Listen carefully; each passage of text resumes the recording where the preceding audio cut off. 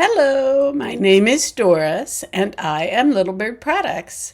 If you've been here before, welcome back. And if this is your first time here, thank you for joining us and please subscribe. It really does help the channel. Today is my update on what I'm calling Whimsy Wednesday. But today isn't Wednesday, it's a day after. And yesterday, I gave you 7 choices of what I should make for the week because I was not inspired. But that helped me be inspired. And I did make 2 things. So I'm checked 2 things off my list. Oh, and I also wanted to say that stay with me till the end because I have a special trivia thing for those of you who, like me, are a little older. I want to introduce you to a creature that reinvents itself. So stick with me to the end, and I will tell you about this fabulous creature that I just learned about. So we'll be learning together. What I made was this cute little bucket hat. Isn't that cute? And I will link the description to this hat and the YouTube channel. You do have to I think watch the little tutorial. It doesn't have sound like some of them don't. It's a little different. It is, once you get the pattern made, it's a little easier to make than my other bucket hat. It's lighter weight because it's all cotton. It is reversible, but the way I made it, because I use this little bit of gingham on the inside, you just see it there. I really like this hat. I like the way it is. And I love this pattern for the fabric that I used. So that's one thing I made, because once I made myself go out to my sewing room, I decided that would be the easiest thing to make and it would get me inspired. And it did. Because while I was out there, then my sweet shirt, which was the second thing I made, it was nagging at me. And what I did is I took a sweatshirt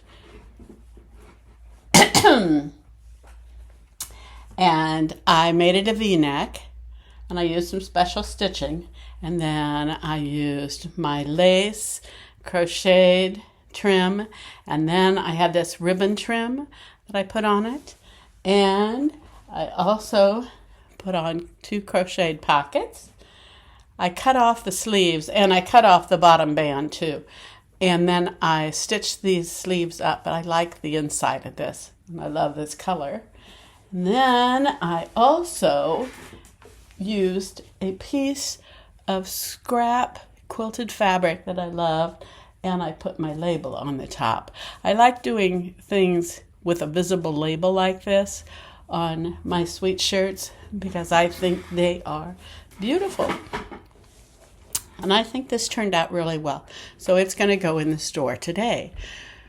I have had some votes from you. Thank you very much. And please, I'm going to repeat the other 5 projects that I have so you can vote on those. I noticed I have another vote for a men's shirt upcycle.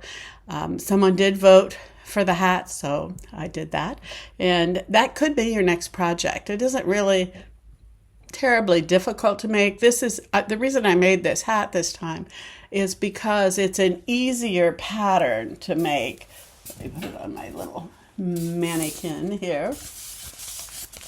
It's an easier pattern to make because the other bucket hat that I made had like 8 different pieces for it, which makes it a little more structured.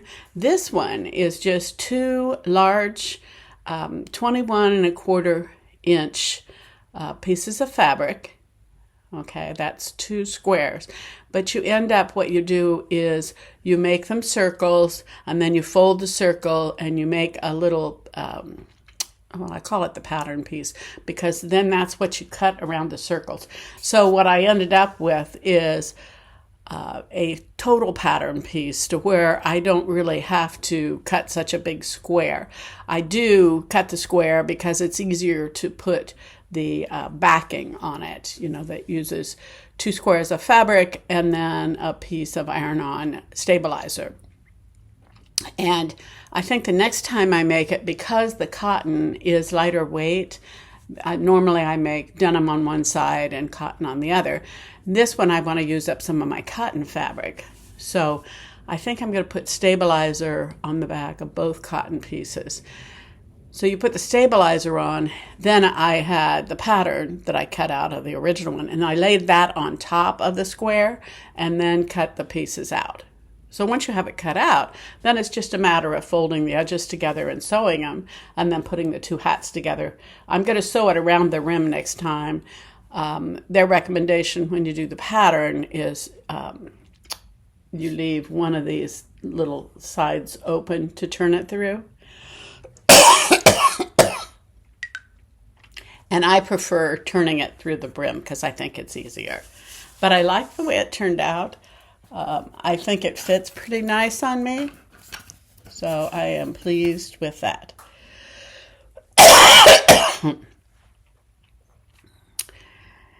I have my tea here because it is early in the morning for me and I am getting ready to go to yoga. So have a sip of your tea. Now let me briefly go over the other projects. And so for those of you who haven't voted yet, please vote for the project for today. I don't have as much time today because I do go to yoga and then I have tea with a friend. And so I have, after lunch, I have all afternoon. So I have about 5 hours. So number 1 was a jacket, because I do love my jackets. And I have one hanging up. It's a beige one. It kind of has a floaty skirt. So we'll see if I'll do that one or do a fancier one. Then I have the men's shirt upcycle. And I do have an idea for that and what I want to do, but I haven't gotten the shirts out yet. So after I see your votes, then I'll make a decision about what we're going to make today. And then I have my graphic tunic t-shirt dress that I'd really like to do for me, because this is my little sewing upcycle. It has a little saying on the back. It's "Don't mess with a woman in her sewing machine." Anyway, I like it. I cut the sleeves off. It's good for yoga wear. So that, and then I did the hat and I did the lacy sweet shirt. So 2 out of 7, not too bad. The 6th one is my mystery inspiration, my midweek inspiration. And the 7th, last but not least, is my long twirly dress or dungaree dress. So, I haven't decided. Maybe what I'll do this afternoon is lay out the materials for those projects so that I can just go pick the materials up and make them, because I do have several more days this week. I'm considering the week to be, today is Thursday. I'm considering the week to be Friday, Saturday, and then Sunday too. So I have like 4 days. And I did 2 projects, so I have 5 projects. Do you think I can get them all done? I don't know. Let's see, Doris. Have some focus. Focus, focus, focus. So it really does help me to have you vote on things and tell me what your thoughts are. And if you have a favorite color, that helps too, because then when I look through my stash, I can pick out, for whatever project I'm doing, I can pick out that color family. As you know, I love black because having white hair, I like black. I just think it shows me up. And of course, we all know black makes us look thinner, or so I would like to think. And I also like aqua, because if you see, I think the last 2 or 3 things that I've made are predominantly aqua.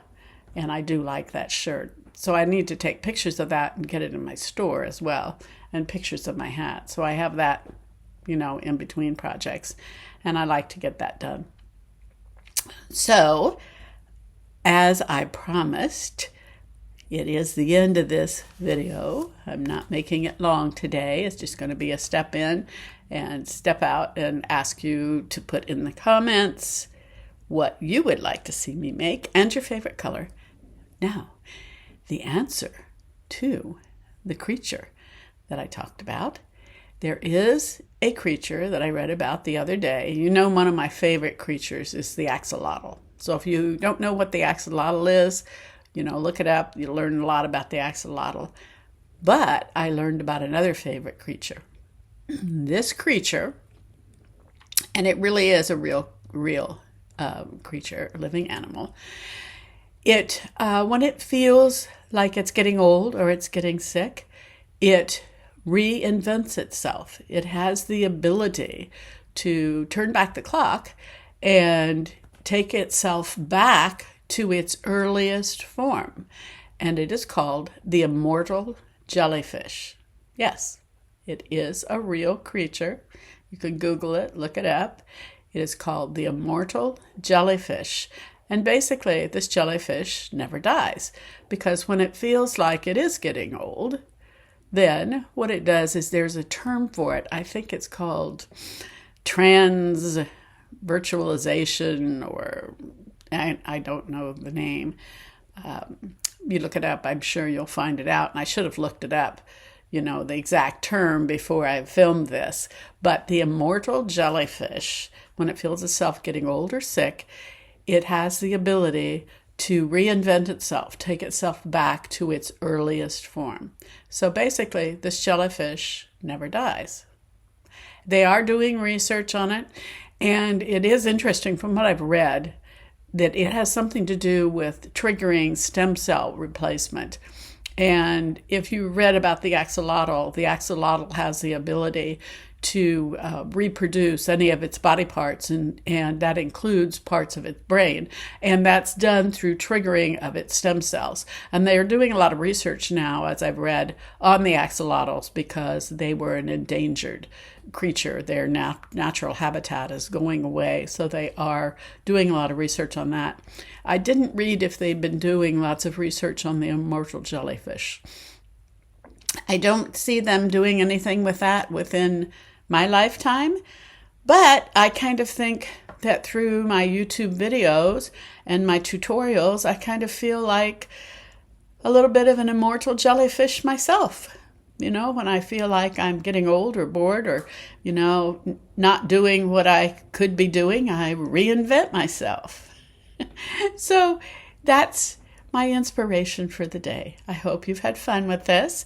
Come back and join me tomorrow to see what I've made, and maybe I'll have another little bit of trivia for you.